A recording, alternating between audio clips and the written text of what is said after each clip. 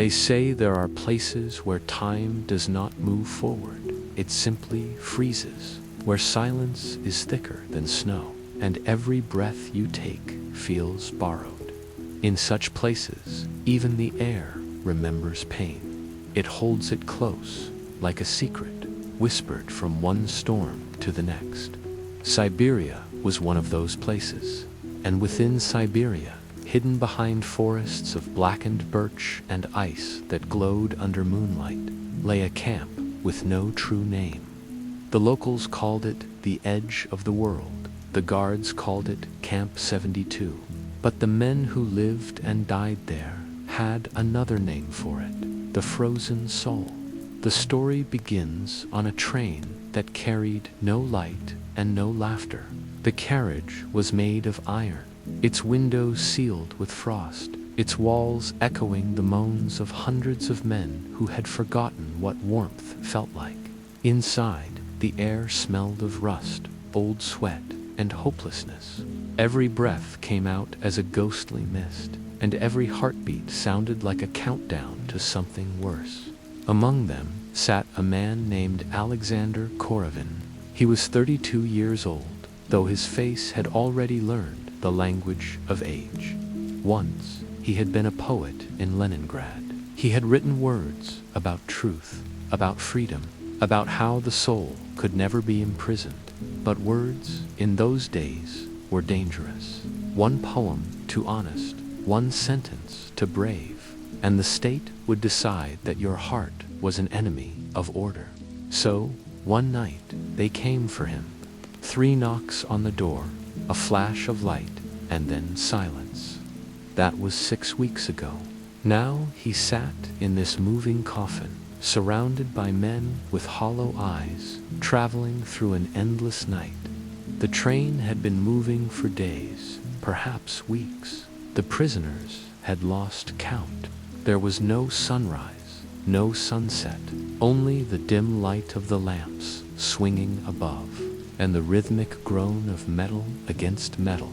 Sometimes the train stopped for an hour, sometimes for a whole night, as if even the locomotive itself was reluctant to continue. And then, with a painful screech, it would move again, dragging its cargo of frozen souls deeper into the white abyss. Alexander's fingers were stiff, the skin split and raw. He rubbed them together to feel something, anything, but they felt as if they belonged to someone else. Across from him, an old man murmured a prayer. To whom, Alexander wondered. God had long been exiled from this country. The state was the only God now, and it demanded silence, not prayer. Yet the old man prayed anyway, his lips trembling, his breath forming a halo of mist around his beard. It was a small defiance, and Alexander admired him for it. Finally, one evening, the train slowed to a stop. The air outside screamed like a living creature. The guards began shouting, their boots thudding against the frozen earth. Out, everyone out.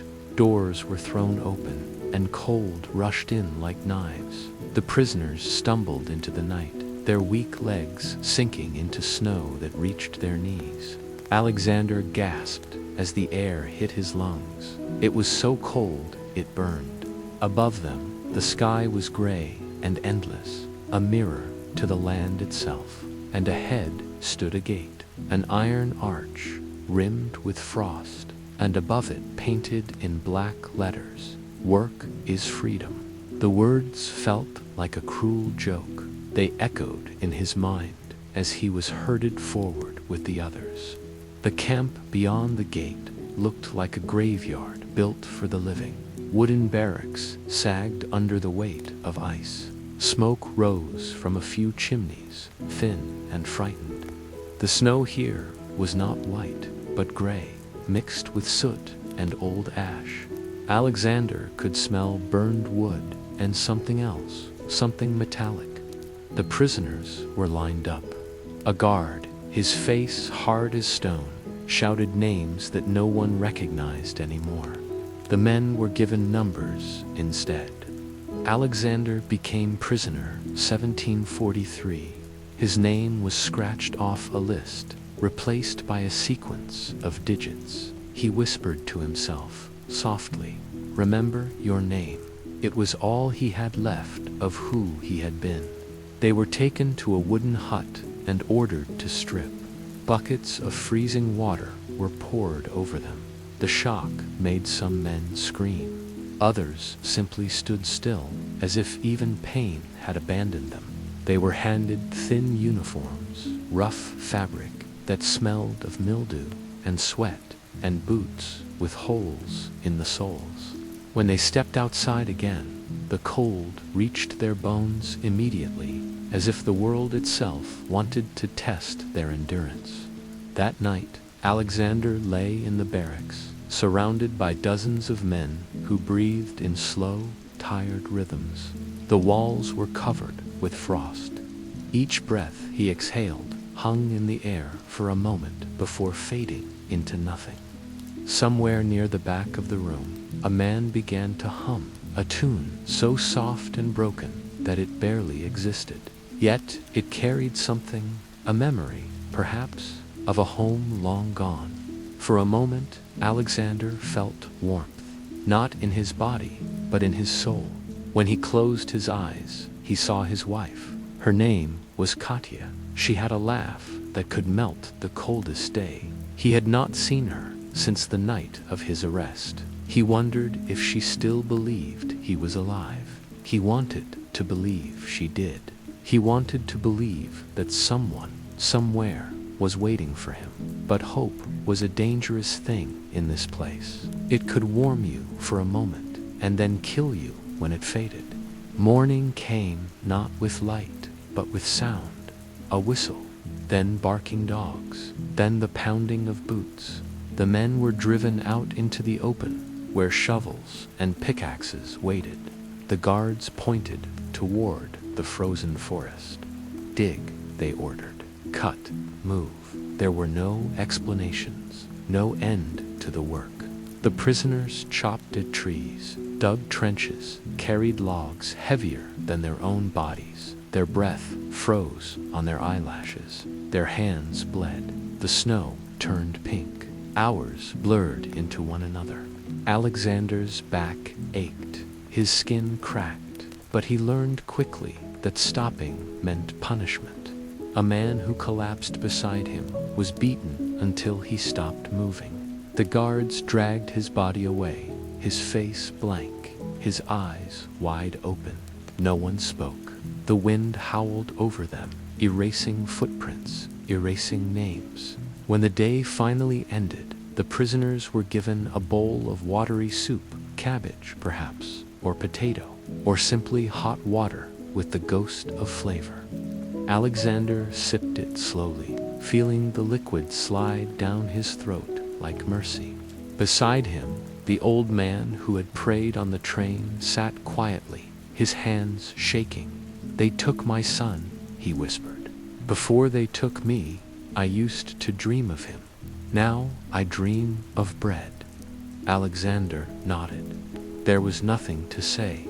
That night, as he lay awake, he could hear the snow falling outside, soft, endless, like the heartbeat of the land itself. The wind pressed against the wooden walls, sighing like a restless spirit. Somewhere, a guard coughed. Somewhere else, a man cried in his sleep. The world was vast, yet here, inside this camp, it felt unbearably small. As the days passed, Alexander began to understand the rhythm of survival. It wasn't about strength. It wasn't even about will. It was about remembering that each breath mattered. Each small kindness, a shared crust of bread, a whispered joke, was rebellion. The guards could break their bodies, but not the quiet bond that formed between those who still remembered what it meant to be human. One evening, while returning from work, Alexander saw something strange. Beyond the fence, in the distance, a light faint, flickering, moving between the trees. It wasn't the guards' searchlights. It was softer, golden. He stopped to look, but a guard's voice snapped him back to reality. "Move," he barked. Alexander hurried on, but that light stayed with him in his mind. A secret, a mystery, in a place where nothing changed. That night, he dreamed of that light. In his dream, it became a fire inside a small wooden cabin. Someone was sitting there, a figure he couldn't see clearly, whispering his name. When he awoke, the barracks were still and silent, but the dream lingered. For the first time since arriving, he felt something close to curiosity.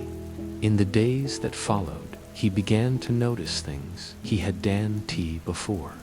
The patterns in the frost on the window, the rhythm of the guards' patrols, the way the sun, when it appeared, painted the snow in colors of gold and silver. He began to write again, though only in his mind. Lines of poetry he could never put on paper. Words he would whisper to himself at night, like prayers. Sometimes, when the wind blew just right, he thought he heard voices, faint and distant, as if carried by the snow. Perhaps it was only his imagination, or perhaps the land truly remembered those who had perished here, the frozen souls. And one night, when the moon was full and the camp lay silent, Alexander decided to follow that faint flickering light beyond the fence. The moon hung low over Kolyma, pale and silent, a ghostly witness to everything that lived and died beneath it. The night was so still that Alexander could hear the faint crackle of frost shifting on the roof above him, the sigh of the wind slipping through the cracks of the barracks. Men slept around him, curled beneath thin blankets, their breath rising in slow, heavy clouds. It was a kind of music, the weary symphony of survival. But Alexander could not sleep. His eyes remained open, fixed on the faint shimmer that glowed beyond the fence. That same golden light he had seen before, trembling faintly in the darkness like a heartbeat. He waited until the last patrol had passed. The searchlight swept across the yard once, twice, then drifted away toward the watchtower on the far end. Silence fell again. He could hear his own pulse now, slow and deliberate, as if urging him forward. He slipped from his bunk quietly, careful not to wake the others, and moved toward the door. The hinges creaked faintly, a sound that felt far louder than it was. He froze, holding his breath. No shouts, no movement, only the steady moan of the wind outside.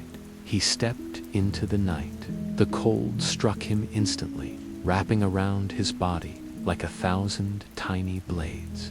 His breath rose in sharp clouds. The snow crunched under his boots. Every sound was magnified here.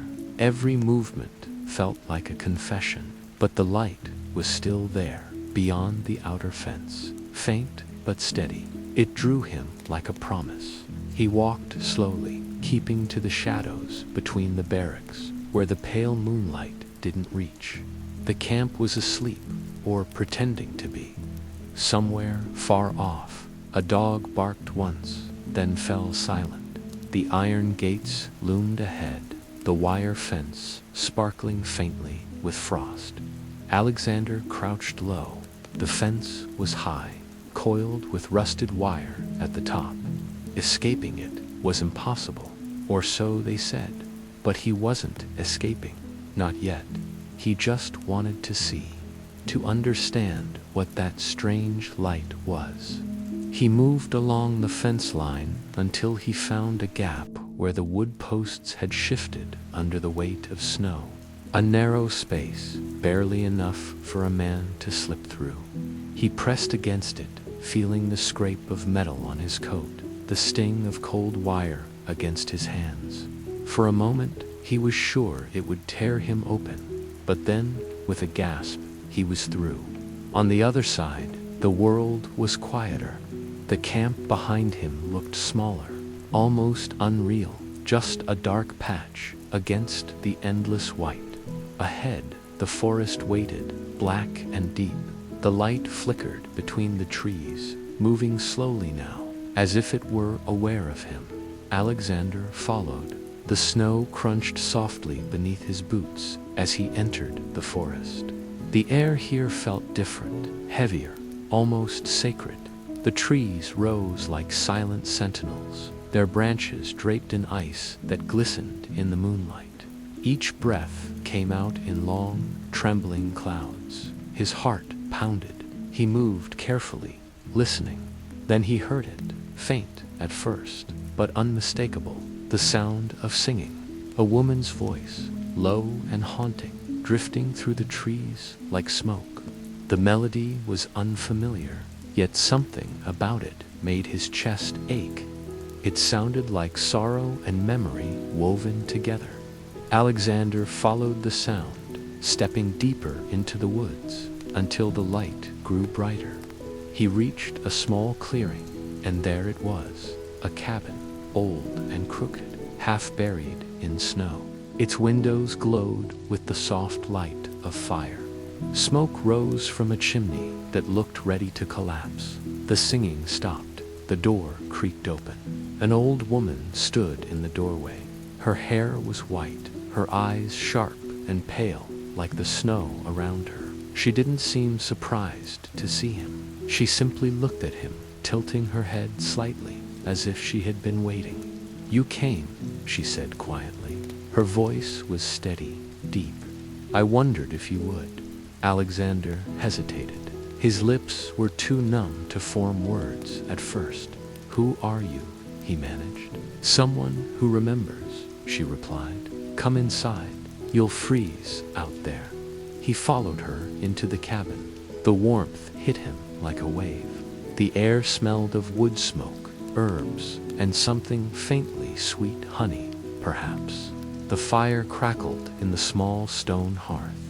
Around the room were shelves lined with jars, bundles of dried flowers, old books, and what looked like hand-carved figures made from birch. The woman motioned to a chair near the fire. "Sit," she said. "You've walked far enough." Alexander sat. His body trembled as the warmth slowly seeped into his bones. The woman poured something from a pot into a small cup and handed it to him. "Drink." He took a sip. It was bitter, earthy, but it filled his chest with warmth. For the first time in months, he felt alive. "You live here?" he asked softly. She nodded. "I live with the forest. It keeps its secrets, and I keep mine." He looked around. The cabin was humble but alive, as if it breathed with her. "You're not part of the camp?" Her eyes met his. "I was, once. Long ago, before the forest took me back." He stared at her. Her face was lined with age, but her gaze carried something eternal, something older than the camp, older even than the frost. "How did you escape?" he whispered. "Escape," she repeated, smiling faintly. "No one escapes Kalima, not truly. The ones who leave it never really leave. They carry it here." She touched her chest until they stopped breathing. "But I made peace with the snow." "That is different." Alexander didn't understand, but he didn't press her. He just listened to the fire crackle and the wind whisper outside. After a while, the woman said, "You are a poet." He blinked. "How do you know that?" "The way you look at things," she said. "You see what others don't. The frost, the silence, the hunger. You see the words in them. But you must be careful. Words are dangerous in places like this." He smiled faintly. "That's what they told me before they sent me here." She laughed quietly, a sound that felt both kind and sad. "Then you've already learned the first rule. Truth freezes faster than water in this land." He looked into the fire. "Why am I here?" he asked suddenly. Why did I see your light?" The woman didn't answer right away. She stood and walked to a shelf, taking down a small wooden box. She placed it before him and opened it. Inside were scraps of paper, brittle and yellow with age, each one covered in writing poems, names, fragments of letters. "These are the words of those who came before you," she said. "The ones who didn't survive. The forest keeps them. Every winter, it returns one soul to remind the world that they existed." Alexander stared at the papers. Some of the handwriting looked familiar, as if written by people he might have met in another life. "You keep them?" he asked. "I listen to them," she said softly. "At night, when the wind moves through the trees, they speak. They tell me stories. They tell me to wait for you, for me." "Yes," she said, her voice barely above a whisper, "because you still have words left to give." He didn't know what to say. The firelight flickered against the walls, casting shadows that danced like memories.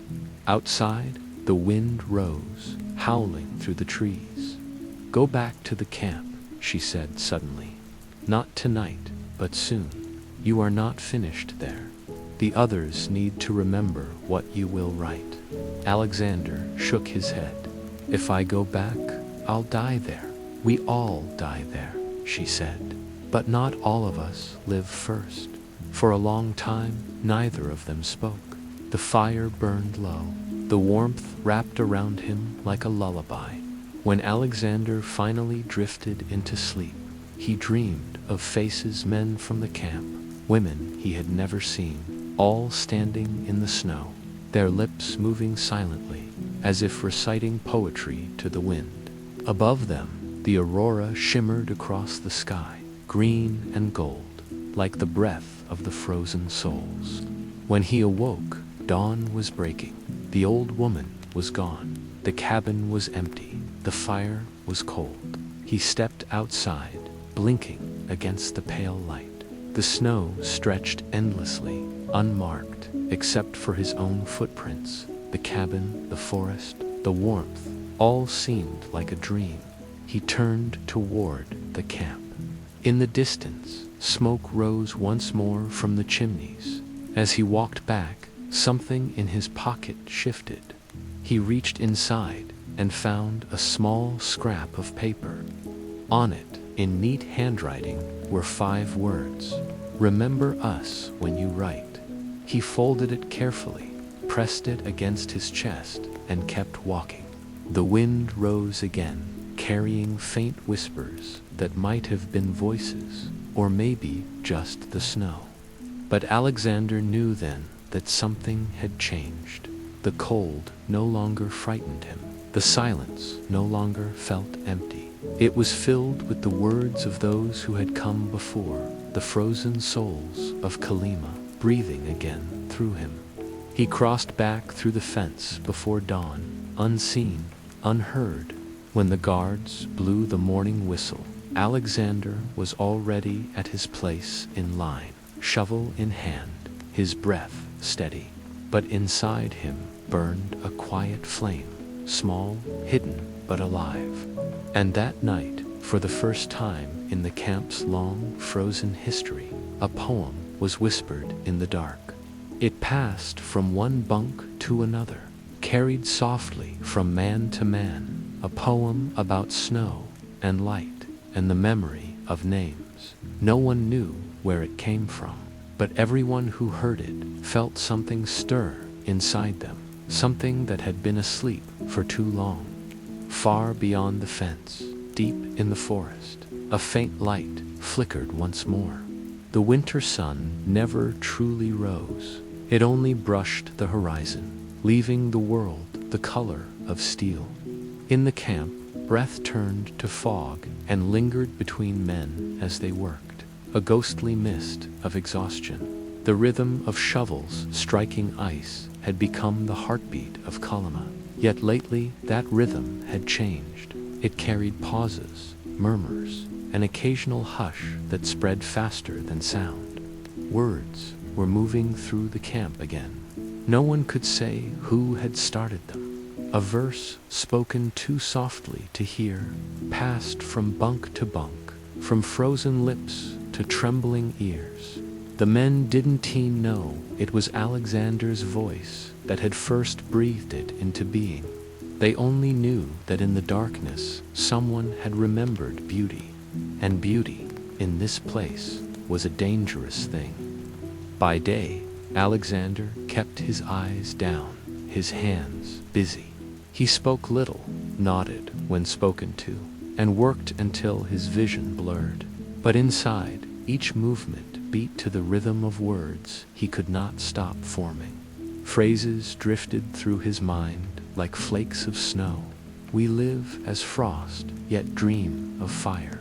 At night, those lines would come back to him in the murmured repetition of others. The poem had become part of the air itself.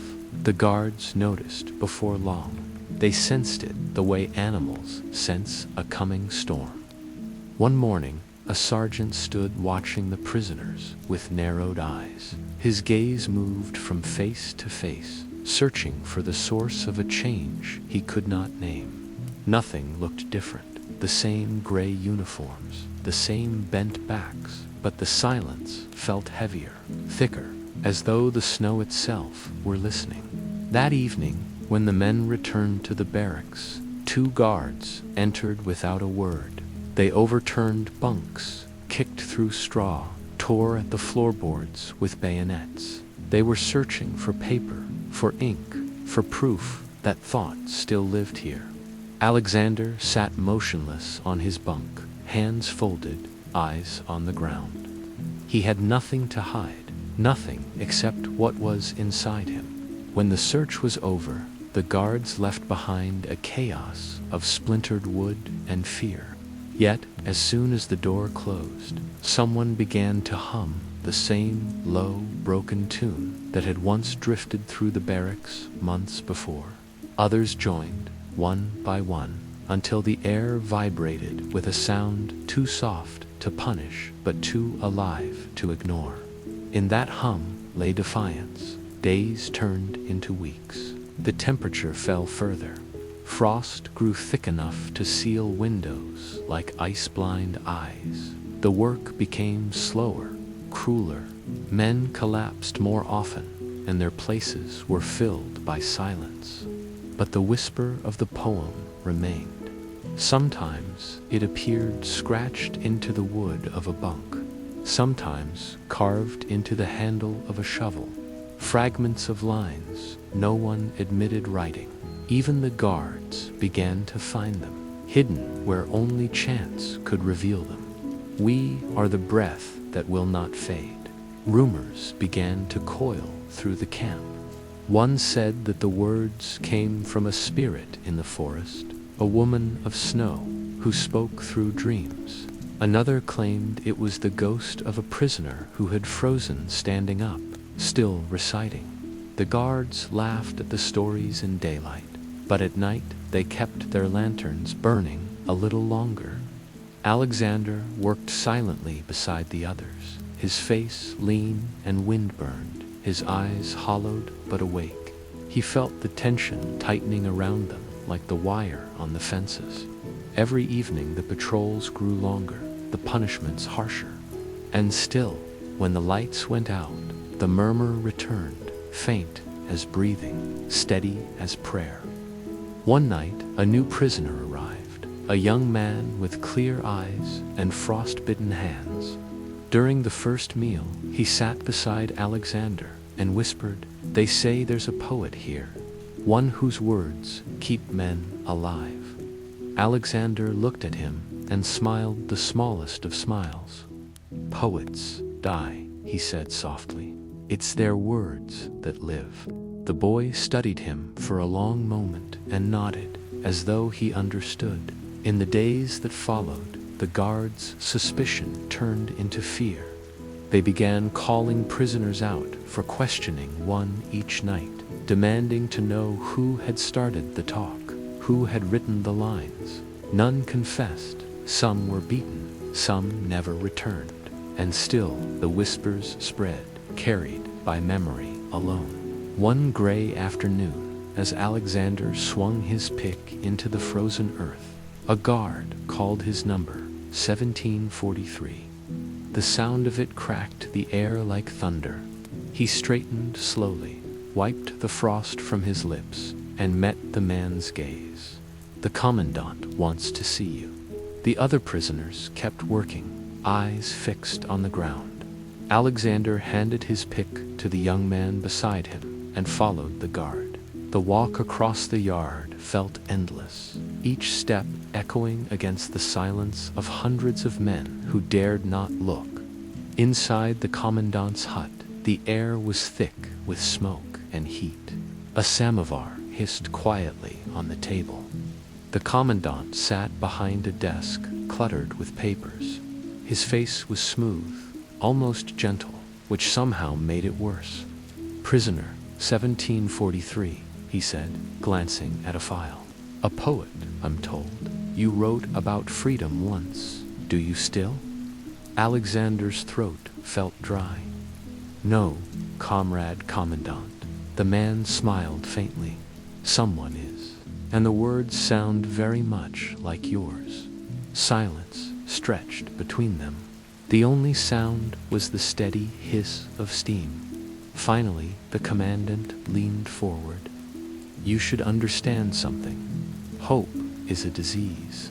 It spreads through words faster than fire through dry grass.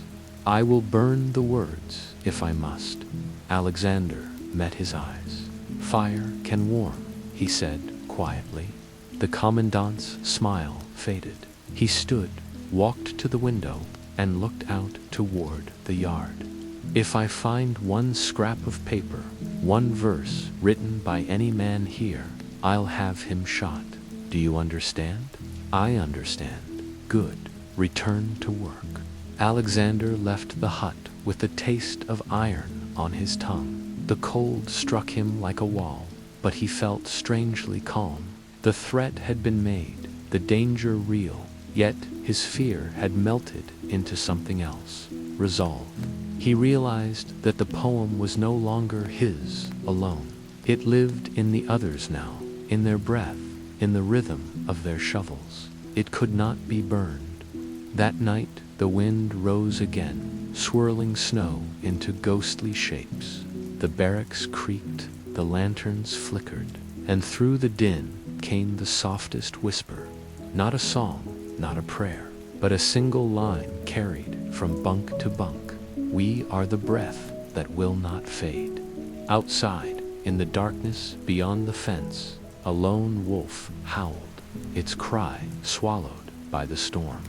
And somewhere in the commandant's hut, the flame of a single candle shivered as if in answer. The winter in Kolyma had turned absolute. The sky was a lid of iron, the ground a single frozen wound, with snow muffled every sound until even pain seemed hushed. Inside the wire, the men worked like shadows, their movements slow, mechanical. The rhythm of shovels and picks, the only heartbeat the camp possessed. Alexander no longer counted the days. Time had folded into a single, endless gray moment.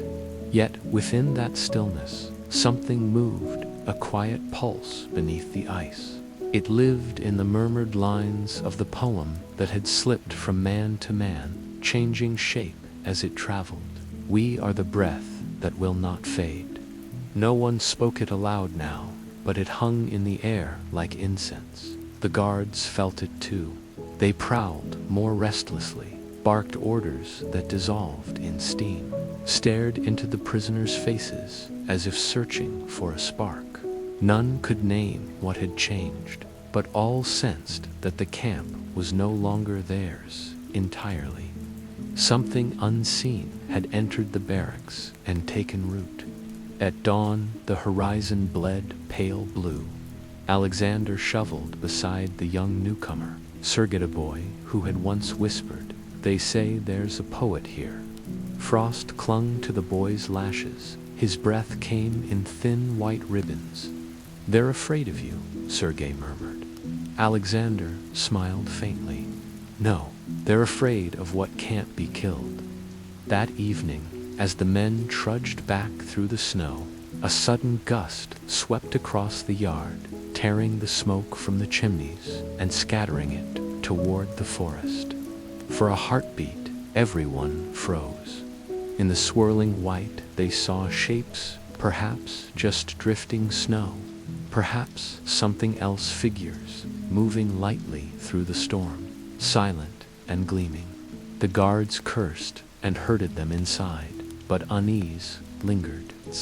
The barracks were dark, except for the low orange glow of a dying stove. Alexander lay awake, listening to the wind scrape against the walls. He thought of that light in the forest he had seen once before, the golden pillar rising from the snow like a promise. The image returned to him with unbearable clarity. He rose quietly. The others slept, their breath rising in thin clouds. He stepped into the yard. The cold struck like glass, yet he felt no pain. Searchlights swung lazily across the snow. The wire hummed faintly in the wind. Beyond it, the forest waited, black and endless. He began to walk. Each step sank soundlessly. The lights passed over him, then away. He moved through the shadows until the fence loomed before him, a glistening web of frost. He touched it once, gently, and for a moment thought he felt a heartbeat within the metal, his own, reflected back at him. Then he found the narrow gap where the wire sagged under the weight of snow and slipped through. The forest embraced him. The air changed, softer, thicker, filled with the scent of pine and frozen earth. Somewhere far behind, a whistle blew. He did not turn. The trees closed ranks around him, muffling every sound of pursuit. He walked until the camp was only a dim stain of light behind him. The wind had died. Snowflakes drifted straight down, slow as ash. Then he heard it, the faint hum that had haunted his dreams. Not words now, just tone, a vibration beneath the skin. The forest was breathing.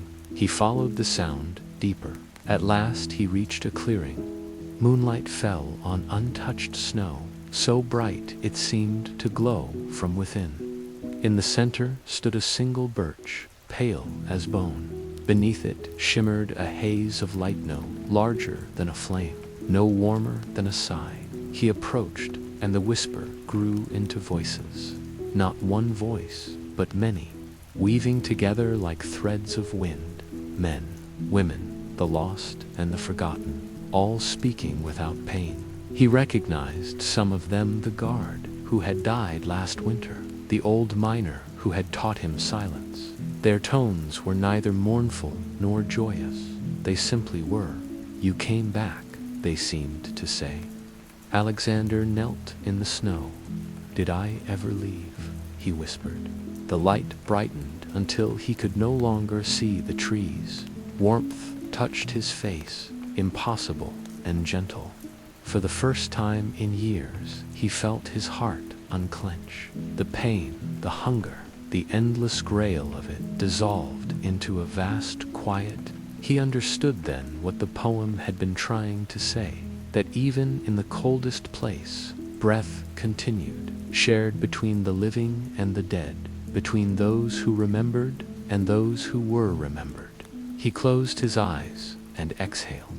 At dawn, the storm broke. The guards found his tracks leading into the forest and disappearing at the clearing. There was no body, only the impression of someone who had knelt and risen again. On the trunk of the birch, burned faintly into the bark, were words no one could explain. "We are the breath that will not fade." They searched for 3 days. Nothing. The commandant ordered the files. Amended prisoner, 1743, escaped or deceased. Yet at night, the men swore they heard him. When the wind passed over the fences, it carried a low hum, the same tune that had haunted the barracks. Even the guards stopped mocking it. They said it was the wind. They said many things, but sometimes, when the sky turned silver and the snow fell without sound, they stood very still, listening. Sergei, the young prisoner, took Alexander's place at the work line. He spoke little, but his eyes were different, now steady, unbroken. One evening, while mending a shovel handle, he carved something into the wood. He didn't show it to anyone, yet somehow by morning the words had spread again. Fire can warm. Spring came late that year, shy and thin. The snow melted from the roofs in clear, rhythmic drops. The camp's fences rusted, its towers leaned. Some of the guards were transferred, some vanished. The prisoners kept working, but there was a new quiet among them, not of fear, but of waiting. They no longer looked toward the forest with dread. They looked as though expecting someone to return. On a clear night in April, Sergei woke to a light spilling through the cracks in the wall. He stepped outside and saw the same golden pillar Alexander had once described, a column of fire rising from the horizon, silent and motionless. It lasted only a moment, then faded, leaving the world in darkness again. He felt no fear, only calm. He found the way, he murmured. The next morning, he told no one, but the rumor moved, as all rumors do, quietly and everywhere. The men began to hum again while they worked, the tune simple and low, blending with the rhythm of the shovels. The guards listened, frowned, then looked away. The melody was harmless, they thought, just habit. But they did not notice how their own footsteps began to fall in time with it, or how the silence that followed seemed less empty. Years later, when the camp finally closed and the forest began to reclaim the land, travelers said that on still nights you could hear voices there. Some swore it was only the wind moving through birch trees. Others said it was the breath of those who had been swallowed by the snow, still speaking, still alive in another kind of way. And among them, faint but certain, was the echo of a man's voice reciting, "We are the breath that will not fade. We are the fire beneath the frost. Remember us not in sorrow, but in the warmth that lingers." The words drifted across the tundra and vanished into the open sky. In the vast silence that followed, the world itself seemed to pause, if listening, as if breathing. And then there was only snow and the slow return of light.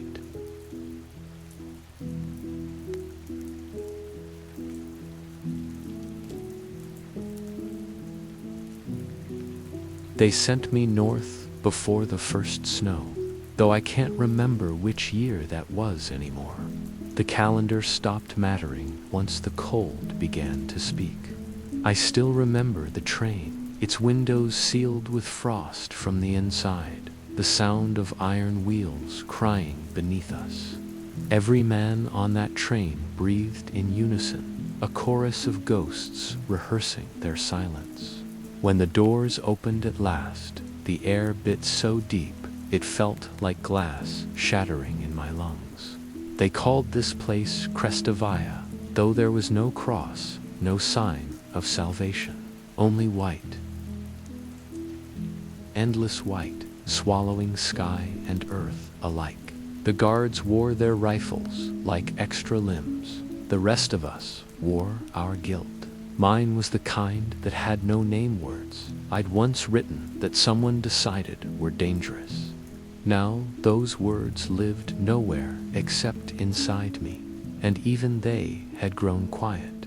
The first nights were hardest. The wind moved through the barracks as if the walls weren't there. We learned to sleep in layers of sound, coughs, mutters, the soft thud of boots pacing outside. The stove at the center glowed dull red, a tired heart beating too slowly to keep us alive.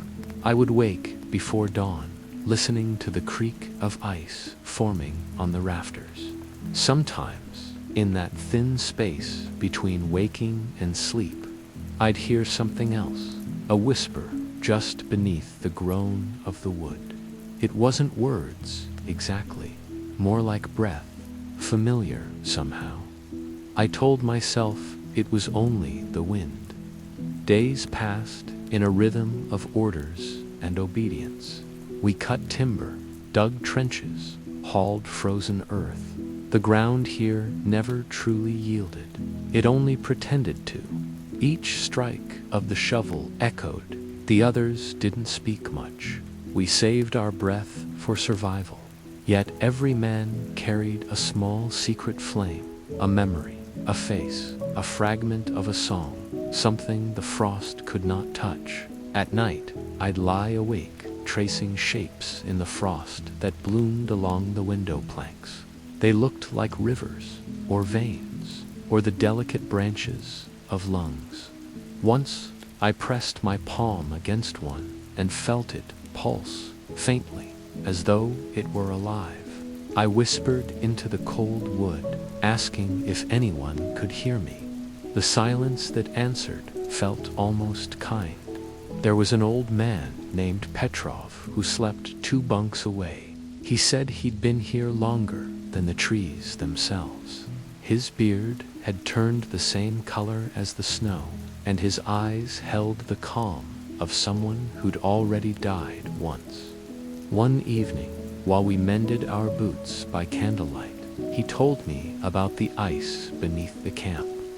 "It's not just frozen water," he said softly. "It's a mirror. Everything that happens above, it remembers below." I asked what he meant. He only smiled. "You'll hear it when it's ready." I laughed then, though quietly. Madness was the only luxury left to us. But later that night, when the camp had sunk into sleep, I heard it again, that whispering under the floorboards, faint but deliberate, as though the ground itself exhaled words. I leaned closer. The frost along the wall shimmered in the candle's dying light, forming the suggestion of shapes, faces, maybe, dissolving before I could be sure. The wind rose outside, and the whisper blended with it, until I couldn't tell where one ended and the other began. Morning brought the kind of cold that made metal snap like twigs. My breath hung in front of me, solid enough to catch. Petrov was gone, his bunk neatly made, the space around it dusted with a thin glitter of ice crystals. No one spoke of it. Men vanished all the time, sometimes to punishment cells, sometimes to the forest, sometimes to places without names. Yet that night, when I closed my eyes, I thought I heard his voice humming beneath the boards, low and steady, keeping time with my heartbeat. The days stretched thin. Hunger made the world smaller. Fatigue turned minutes into hours of fog. Still, there was beauty in moments, the spark of a match, the pink smear of dawn over endless white. Once, during roll call, I saw the sun break through for a heartbeat, scattering diamonds across the snow. Every man turned his head slightly, just enough to feel the light on his face. For that instant, we were all human again, but the cold returned quickly. It always did, and with it, the whisper grew stronger. By now, I could almost catch the rhythm of it, a cadence-like language just beyond memory. Sometimes it echoed my own breath, as though answering. Other times, it came from far below, deep within the permafrost. I began to wonder if the stories were true, that beneath the camp lay rivers of frozen bodies, prisoners from the first wave, perfectly preserved, still dreaming. The thought no longer frightened me. There was comfort in imagining that no one truly left this place, that the ice kept us together in its cold embrace. One night, I followed the sound outside. The moon was a pale coin, The sky stretched thin over eternity. The guards' towers loomed above, their lamps moving slow circles across the snow. I walked until the barracks were just shadows behind me. The air was so clear it rang. Then, from somewhere beneath my boots, the whisper became a song. Faint, wordless, but undeniably human. I knelt, pressing my ear to the ground. The snow was cold enough to burn, yet I couldn't pull away. The melody rose and fell, ancient and familiar, as if the earth were remembering us aloud. I whispered back, the only words I still believed in. I'm still here. The song faded. Only the wind remained. But when I stood, I saw it, a thin line of light threading through the horizon. Not dawn, not fire, just a soft glow pulsing beneath the ice. I followed it until it disappeared beneath a drift. My hands ached, but I dug anyway, fingers numb and bleeding. Beneath the crust of snow was a layer of pure, clear ice, and inside it, a face, eyes closed, expression calm, as though asleep.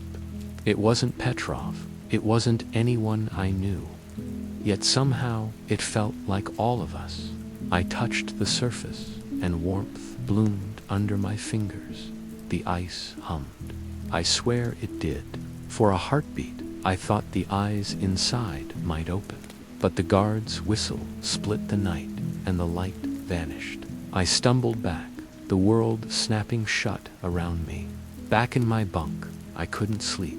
The frost along the walls glowed faintly now, lines curling into unfamiliar letters. I traced them until they melted beneath my fingertips. They left no mark, only a sensation like breath against skin.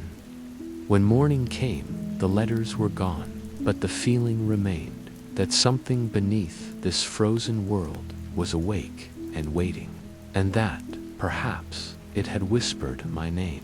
The whisper did not leave me after that night. It lived behind every sound, curling through the smallest spaces like smoke. When the guards shouted, I heard it beneath their voices. When the wind tore across the yard, I could almost make out syllables hiding in the gale. It spoke in rhythm with my pulse, patient and sure, as if waiting for me to answer again. I did not know what it wanted, only that the silence without it now felt wrong. Each morning began in the same half-light. We stood in rows while frost gathered on our lashes and our numbers were called.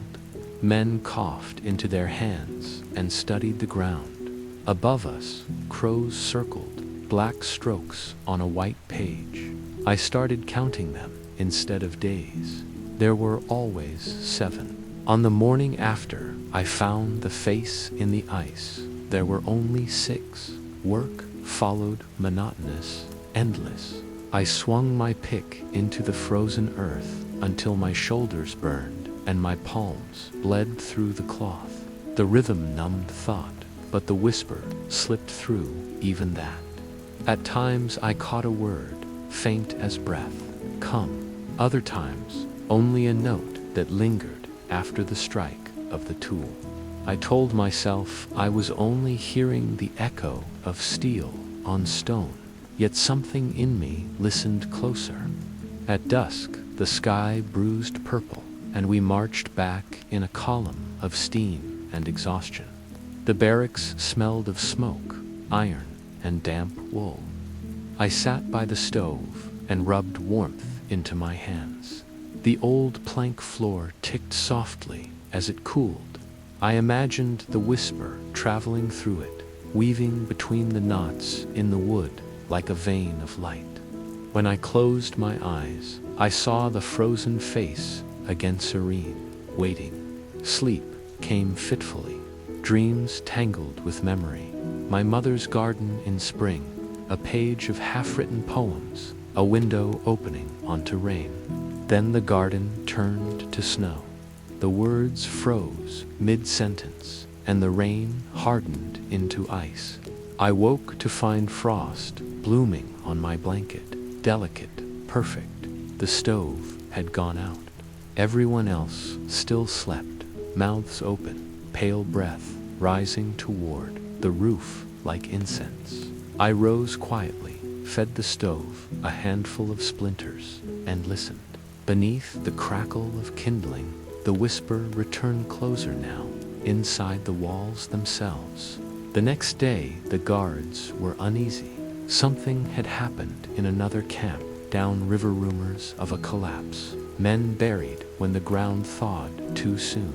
They spoke in quick bursts, watching the forest as if it were alive. Even they feared the ice when it began to shift.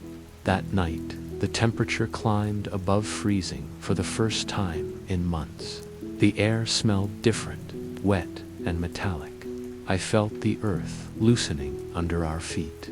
By midnight, the thaw had reached the riverbank. Water moved beneath the surface, whispering like silk. I followed the sound to the edge of the yard. The guards' lamps flickered in the mist. Their shapes were blurred, unreal. I knelt, touched the ground, and felt it trembling, the first stir of buried water after a long sleep. The whisper grew clearer, layered, hundreds of voices moving in one breath. They weren't calling for help, they were remembering. I pressed my palm flat to the ice, and warmth flooded upward, gentle as a heartbeat. In that moment, I understood that everything the frost had taken was still here, just waiting for the thaw. Footsteps broke the trance. A guard's light swept across the snow, and I froze. "Back to the barracks," he shouted, his voice cracking the night. I rose slowly, the glow from the ground fading beneath my boots. He watched me too long before turning away. Perhaps he saw something in my face. Perhaps he heard it too. Back inside, I found Sergei staring at me from his bunk. He was younger than most, but his eyes carried the same dull knowing. "You heard it again, didn't you?" he whispered. I didn't answer. "They say the thaw wakes the ones below," he went on. "Petrov told me once the ice keeps memories. When it melts, the past comes out to breathe." His voice trembled, not with fear, but wonder. I nodded. That was all the confession either of us needed. Over the following days, the thaw spread. The snow darkened, the walls wept. Meltwater traced slow lines down the windows, as if the camp itself were crying. The guards complained of strange noises at night, voices outside the fence, footsteps where no one walked. They doubled the patrols. It didn't help. The sound came from below. One evening, the commandant himself visited the yard, wrapped in a greatcoat that gleamed with melt. He ordered us to dig channels to divert the water, muttering that the ground must not give way. We dug until our hands blistered anew. Beneath each layer of thawed soil, the earth exhaled a faint mist, and with it came a scent of rust and memory. Once, my shovel struck something solid. I cleared the dirt away and found wood, an old beam, half-rotted, maybe from a building long buried, but carved into it were letters, faint but legible, "We remain." I covered them before the guard noticed. That night, no one slept. The wind had turned warm, carrying the sound of cracking ice like distant thunder. The barracks shook. Somewhere outside, a tower bell rang once and stopped. Then, through the rising noise, the whisper became a chorus, strong, clear, immense. It filled the room, the air, the space behind my eyes. I felt it vibrate in my bones. Sergei gripped my arm. "Do you hear them?" he breathed. I nodded. The others stirred, murmuring in their sleep, lips moving with words they could not know. The sound swelled, became almost music, and then, as quickly as it had come, it stopped. Silence, a deep, breathing silence that felt alive. When dawn arrived, the river had broken its skin. Sheets of ice drifted away like fragments of glass, carrying the past downstream. The guard shouted, counting us again and again, as if numbers could hold back the water. I felt strangely light, as though some weight had melted with the frost. The air smelled of pine and iron and beginnings. For the first time since arriving here, I thought of freedom not as a place, but as a sound, the whisper beneath the ice, patient and endless, reminding me that nothing truly vanishes, not even us. The thaw deepened until the camp itself seemed to breathe. The ground, once frozen as iron, had begun to shift beneath our boots, soft and uncertain. The fences leaned, and the posts wept sap like open wounds. Each morning brought the sound of dripping, a slow and constant rhythm that marked time better than any clock. I found it strangely comforting. It felt as though the world had decided to remember how to move again. The guards grew restless. Their boots sank in the mud. Their tempers melted with the snow. Orders came with less conviction, voices cracking as if the frost that once hardened them had deserted. Even the commandant stopped shouting. He smoked on the steps of the office barrack, staring at the horizon, where the white world ended and the gray of distant trees began. Perhaps he was wondering what waited beyond that line. We all were. Inside, the barracks smelled of damp wood and thawed despair. Mold crept up the corners like slow fire. At night, the air felt heavy, thick with moisture and dreams. I still heard the whispers beneath the floor, but they were changing. They no longer carried sorrow. They hummed softly, as if satisfied, as if something within the ice had found release. Sometimes I thought I could distinguish words among them, simple ones. Rest, breathe, remember. Sergei kept close to me. He was afraid to sleep, afraid he would dream of the river calling him under. They say the thaw wakes everything, he murmured once, his eyes unfocused. Maybe it's not the dead we hear. Maybe it's the land remembering itself. His voice trembled. I told him that perhaps remembering was the same as forgiving. He didn't answer, but I saw a small calm settle over his face, like snow falling on quiet water. Then, one morning, they found the watchtower collapsed. No one had touched it. The ground had simply given way. The guard on duty vanished with it, swallowed by mud and melting ice. The commandant ordered the area sealed, but nothing could hold against the thaw. The fence nearest the river leaned low, and through its bent wires I could see the current, dark and alive, cutting a path through the snow. For the first time, the sound of moving water carried through the camp, low, steady, almost like a heartbeat. The men listened in silence, and some smiled without knowing why. That night, I dreamed of Petrov. He stood on the far side of the river, his beard white as light. "You've heard them long enough," he said, his voice calm. "It's time to answer." When I tried to step forward, the ice beneath me cracked, a soft warning. Petrov only shook his head. "Not through fear," he said, "through faith." Then he was gone, and I woke to find my hands clenched in the blankets, my palms damp with meltwater that had seeped through the roof. The next day, the commandant called all prisoners into the yard. He spoke of order, of discipline, of loyalty to the state, words that felt brittle in the warming air. Behind him, the river glinted, carrying fragments of ice that sparkled like shards of glass. When he finished, no one moved. A single crow cawed from the tower's broken remains. It sounded almost like laughter. The commandant's eyes darted from face to face, seeking obedience. But what he found was something quieter, a stillness that no longer feared him. He turned away, and in that moment, I understood that his power had already melted. Work ceased. The guards stopped counting us. Days blurred, each one softer than the last. We repaired nothing. We simply watched the world return to itself. I began to walk alone in the evenings, tracing the path of the river through the trees beyond the fence. No one stopped me. The snow was gone there, replaced by mud and the green whisper of early shoots.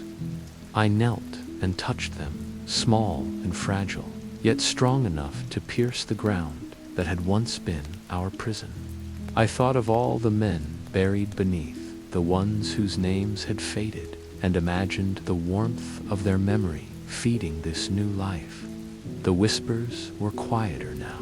Sometimes, in the stillest moments, I heard laughter among them, not mocking, but light, almost childlike. The sound filled me with a strange peace, a sense that the story here was larger than suffering, larger even than survival. We were part of the Earth's long memory, and the ice had simply been its pause, its moment of silence. One evening, Sergei and I stood by the riverbank. The sky burned with colors I had forgotten existed: amber, violet, rose. The sun lingered low, as if reluctant to leave. Sergei threw a stone into the current and watched it vanish. "When the river freezes again," he said quietly, "will it remember us?" I told him that rivers never forget, but they forgive everything. He smiled, the first true smile I had seen from him, and for a moment we were two men simply watching water move. That night, the wind changed. It carried warmth now, a whisper of the south. I lay in my bunk, listening to the creak of wood, the steady drip of water, and the faint hum beneath it all. I realized I was no longer afraid of the voices below. They had guided me through the silence of winter, and now, as spring unfolded, they were fading into the rhythm of the living. Perhaps that was what they wanted to be remembered, not mourned. I whispered a thank you into the dark, and the air felt lighter for it. By morning, the guards were gone. No trucks, no orders, no gunshots, only empty watchtowers and the echo of boots that would not return. Some men ran. Others simply stood where they were, uncertain how to move without command. I walked to the river again. The fence beside it had fallen completely. Beyond it stretched forest and freedom, though the word no longer felt the same. I knelt at the water's edge, watching my reflection ripple between patches of light. For the first time in years, I saw my face clearly. The man staring back looked older, yes, but not broken. The lines in his skin were maps, not scars. I cupped the water in my hands and drank. It was cold, clean, alive. In that taste, I found every winter that had tried to kill me, every whisper that had kept me breathing. I closed my eyes and listened. The voices were faint now, scattered like mist, yet one lingered just long enough to say, "You're free." I do not remember standing. I only know that I began to walk, following the river as it wound through the trees. The air smelled of pine and wet earth. The snow had vanished entirely, leaving behind the dark promise of soil. Every step felt like returning to a place I had never been. I passed birch trunks, scarred by frost rocks, carved smooth by centuries of water, and in each of them, I saw echoes of the faces I had known: Petrov, Sergei, even the guard who had once raised his rifle in fear. The world had folded them all into itself, equal in the end. When night came, I built a small fire by the riverbank. The flames danced gently, their reflection rippling on the dark surface of the water. I took from my pocket the scrap of paper I had hidden all those years, a fragment of a poem I had written before my arrest, words I had once feared to speak. I read them aloud into the quiet air, my voice trembling not from cold, but from wonder. The words no longer felt dangerous, they felt necessary. When I finished, I fed the paper to the fire and watched it curl into ash. The smoke rose, drifting upward until it blended with the stars. The night was vast, but it did not feel empty. The forest whispered, the river hummed, and somewhere beneath my feet, the ice sighed its final breath. I knew that when winter returned, as it always would bring no chains, only memory. I lay down beside the fire, the warmth on my skin soft as forgiveness, and let sleep find me at last. In the morning, I would keep walking south. Perhaps I would find a village, perhaps only more forest. It didn't matter. The whispers beneath the ice had given me what I needed, a voice, a remembrance, a reason to listen. And as I drifted towards sleep, I thought I heard them one final time, gentle and sure, echoing through the thawing earth like a lullaby. We remain.